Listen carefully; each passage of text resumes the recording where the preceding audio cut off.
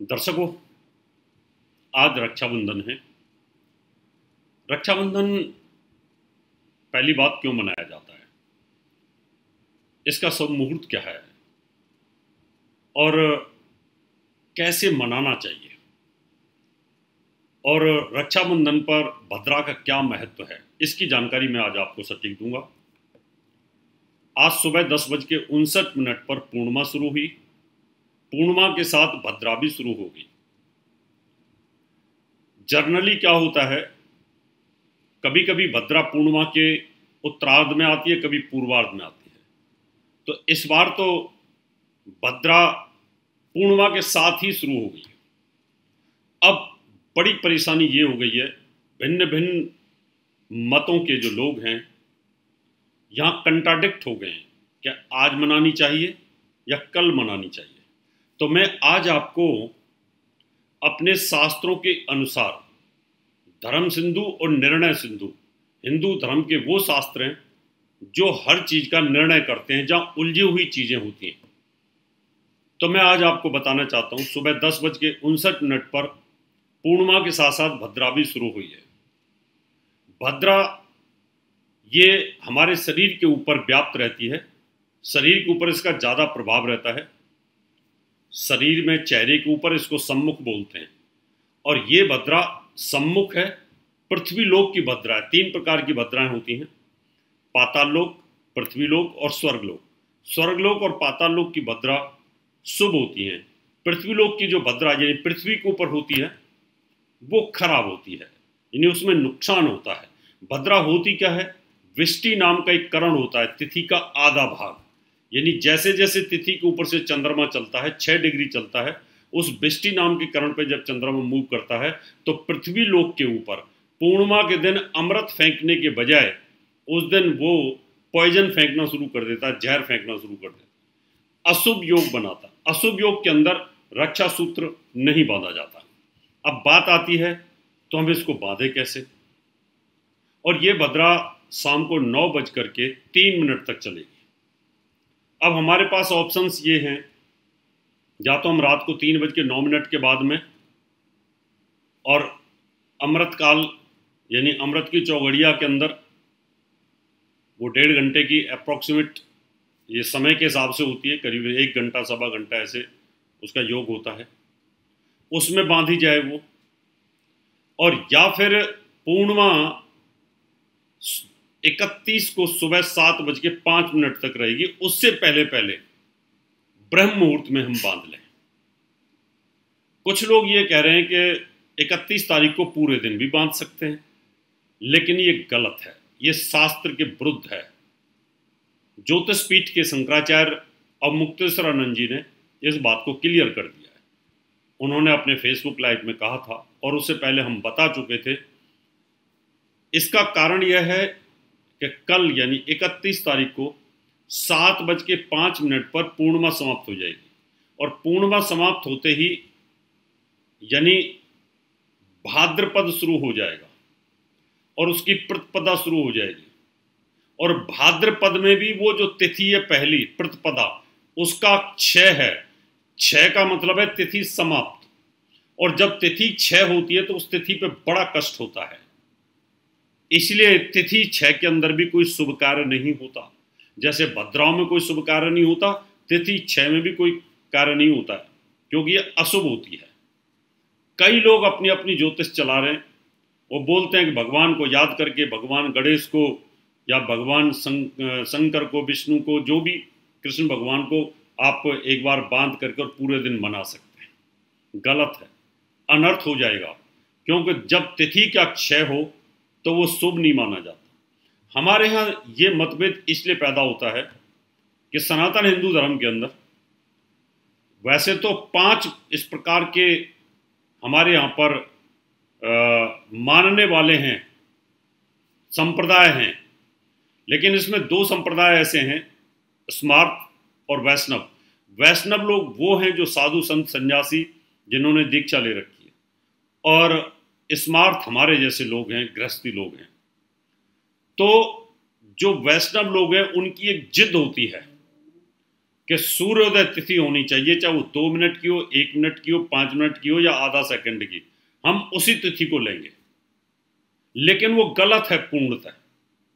श्रावण मास के अंदर रक्षाबंधन मनाया जाता है, आप भादों में कैसे मना सकते हैं, भाद्रपद में कैसे मना सकते हैं?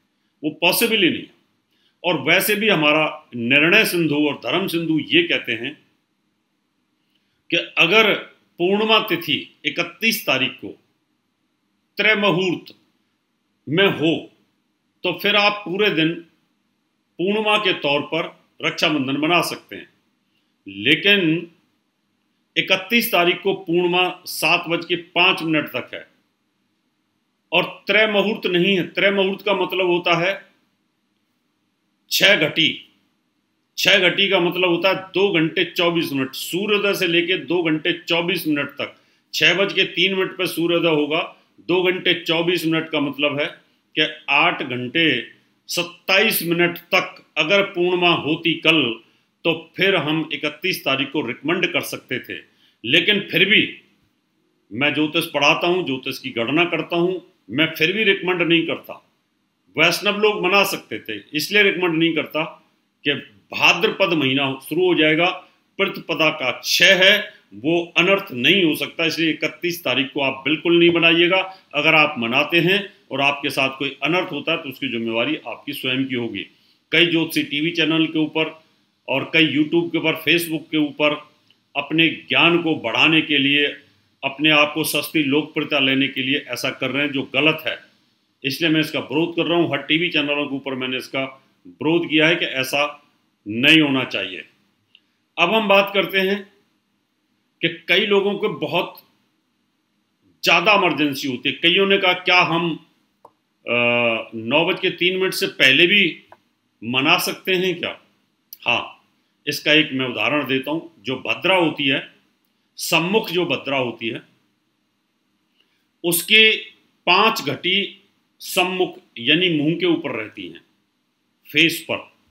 और जब वो फेस पर रहती है तो सबसे ज्यादा आपदा आना, परेशानियां आना। 1 घटी यानी 24 मिनट भद्रा गले पे रहती है।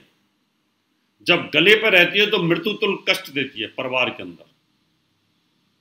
11 घटी वो वक्ष के ऊपर रहती है, छाती के ऊपर रहती है। यहां पर धन की हानि होती है, पैसा खत्म होना शुरू होता है। और वो 4 घटी नाभि के ऊपर रहती है, 4 घटी नाभि के ऊपर, दुर्घटना। 6 घटी कमर पर रहती है, पागलपन। और लास्ट में 3 घटी पूंछ पर रहती है। 3 घटी का मतलब 72 मिनट। अगर आपको बहुत ज्यादा जल्दी है तो आप 9:03 में से 72 मिनट कम कर दीजिए। 7:53 से 52-53 शाम को यहां से आप भद्रा का प्रभाव कम हो जाएगा, पूंछ पे आ जाएगी। पूंछ की भद्रा शुभ होती है और साथ में आपको प्रदोष काल भी मिलेगा। इमरजेंसी है तो आप 7:53 के बाद आज आप राखी बांध सकते हैं, तो आपको कहीं ना कहीं निश्चित तौर पर पॉजिटिव लाभ मिलने के योग बन जाएंगे। तो ये है साइंटिफिक विश्लेषण, जिसमें आप इसका फायदा लीजिएगा। कुछ लोग गुमराह कर रहे हैं, कुछ लोग सनातन धर्म को बदनाम कर रहे हैं, कुछ बोलते हैं कुछ नहीं होते मुहूर्त। अगर मुहूर्त नहीं होते तो फिर ईद के चांद की कोई ज़रूरत ही नहीं थी। फिर ईद का पूरे वर्ल्ड में जितना बड़ा त्यौहार मनाया जाता है, तो फिर चांद को देखने की आवश्यकता ही ना होती, फिर क्या जरूरत थी। और अगर मुहूर्त न होते तो फिर करवा चौथ, चांद तो देखने की कोई ज़रूरत ही नहीं होती, फिर तो मतलब ही नहीं था। तो ऐसे बहुत सारे चीज़ें हैं जहां पर हमें मुहूर्तों की आवश्यकता होती है, शुभता की आवश्यकता होती है। कई लोग ये भी कह रहे हैं कि रात को रक्षाबंधन नहीं बनाया जाता। देखिए, मैं बताना चाहता हूँ, जब भी जागरण होता है माता का तो रात को ही होता है। 10, 11, 12 बजे के बाद शुरू होता है और उस समय पर हम रक्षाबंधन बांधते हैं, नवग्रह की आहुति करते हैं, यज्ञ करते हैं, हवन करते हैं। दीपावली के पर्व के ऊपर भी रात को ही बांधते हैं। जितने भी जागरण, जगराते, रामायण 24 घंटे का पाठ होता है, उन सब में इन सब चीज़ों का विधान होता है। हाँ, लेकिन ये सच है कि रात को हमें अवॉइड करना चाहिए, क्योंकि रात को पापी ग्रह बलवान होते हैं और दिन में देवता ग्रह बलवान होते हैं, इसलिए हमारे यहाँ दिन में ज़्यादातर मुहूर्तों को फॉलो किया जाता है। मित्रों, इसलिए शुद्ध मुहूर्त अभी रात के 9:03 से लेकर के आप 10:30-11 बजे तक आप बांध सकते हैं, बहुत अच्छा है। और अगर आप सुबह बांधना चाहते हैं तो ब्रह्म मुहूर्त में सुबह 6:03 सूर्योदय के बाद से या उससे पहले से भी लेकर के, और 7:05 तक आप सुबह सुबह भी बांध सकते हैं। 7:05 के बाद बिल्कुल आपको रक्षाबंधन नहीं मनाना चाहिए, और जल्दी भी है तो 7:53 अभी शाम को प्रदोष काल और भद्रा पूछ पे होगी, तो वहाँ से भी आप मना सकते हैं। धन्यवाद।